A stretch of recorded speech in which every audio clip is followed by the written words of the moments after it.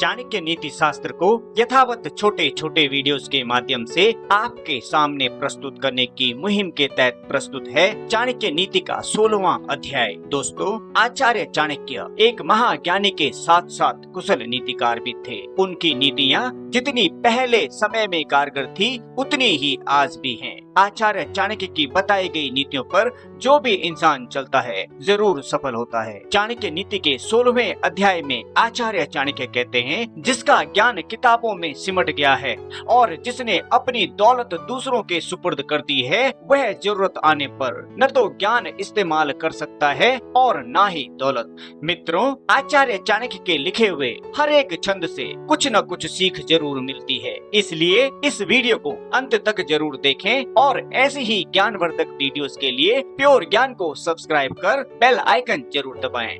आचार्य चाणक्य कहते हैं, ऐसा यहाँ कौन है जिसमें दौलत पाने के बाद मस्ती नहीं आई? क्या कोई बेलगाम आदमी अपने संकटों पर रोक लगा पाया? इस दुनिया में किस आदमी को औरत ने कब्जे में नहीं किया? किसके ऊपर राजा की हरदम मेहरबानी रही? किसके ऊपर समय के प्रकोप नहीं हुए? किस भिखारी को यहाँ शोहरत मिली और किस आदमी ने दुष्ट के दुर्गुण पाकर सुख को प्राप्त किया? मित्रों, गुण ही व्यक्ति का असली गहना है।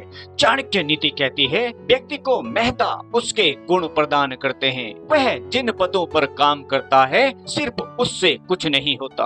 क्या आप एक कौवे को गरुड़ कहेंगे यदि वह एक ऊंची इमारत की छत पर जाकर बैठ जाता है? जो व्यक्ति गुणों से रहित है लेकिन जिसकी लोग सराहना करते हैं, वह दुनिया में काबिल माना जा सकता है। लेकिन जो आदमी खुद की ही डींगे हाँकता है, वो अपने आप को दूसरों की नजरों में गिराता है, भले ही वह स्वर्ग का राजा इंद्र क्यों न हो। यदि एक विवेक संपन्न व्यक्ति अच्छे गुणों का परिचय देता है तो उसके गुणों की आभा को रत्न जैसी मान्यता मिलती है। एक ऐसा रत्न जो प्रज्वलित है और सोने के अलंकार में मरने पर और चमकता है। वह व्यक्ति जो सर्व गुण संपन्न है अपने आप को सिद्ध नहीं कर सकता जब तक उसे समुचित संरक्षण नहीं मिल जाता।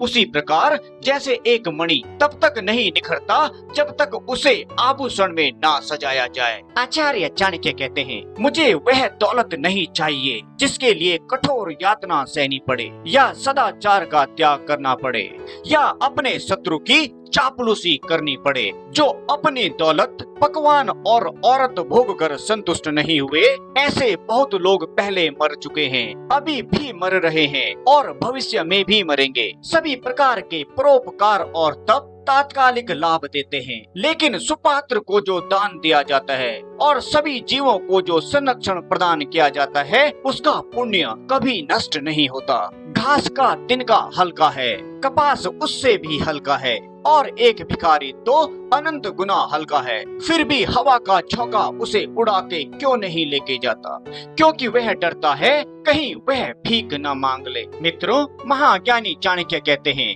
बेइज्जती मौत से भी बदतर है। मरने में एक क्षण का दुख होता है, लेकिन बेइज्जत होकर जीने में हर रोज दुख उठाना पड़ता है। इसलिए चाणक्य नीति कहती है, बेइज्जत होने के मूल को ही नष्ट कर दो। सभी जीव मीठे वचनों से आनंदित होते हैं, इसीलिए हम सबसे मीठे वचन कहें। मीठे वचन की कोई कमी नहीं है। इस दुनिया के वृक्ष को दो मीठे फल लगे हैं, मधुर वचन और सत्संग। चाणक्य नीति कहती है, पहले के जन्मों की अच्छी आदतें जैसे दान, विद्या का अर्जन और तप इस जन्म में भी चलती रहती हैं, क्योंकि सभी जन्म एक श्रृंखला से जुड़े हुए हैं। एक चरित्रहीन स्त्री और मूर्ख व्यक्ति को परिभाषित करते हुए आचार्य चाणक्य कहते हैं, चरित्रहीन स्त्री का हृदय पूर्ण नहीं है, वह भिन्न भिन्न भागों में बटा हुआ है। जब वह एक आदमी से बात करती है तो दूसरे की ओर वासना से देखती है और मन में तीसरे को चाहती है, मगर मूर्ख व्यक्ति को लगता है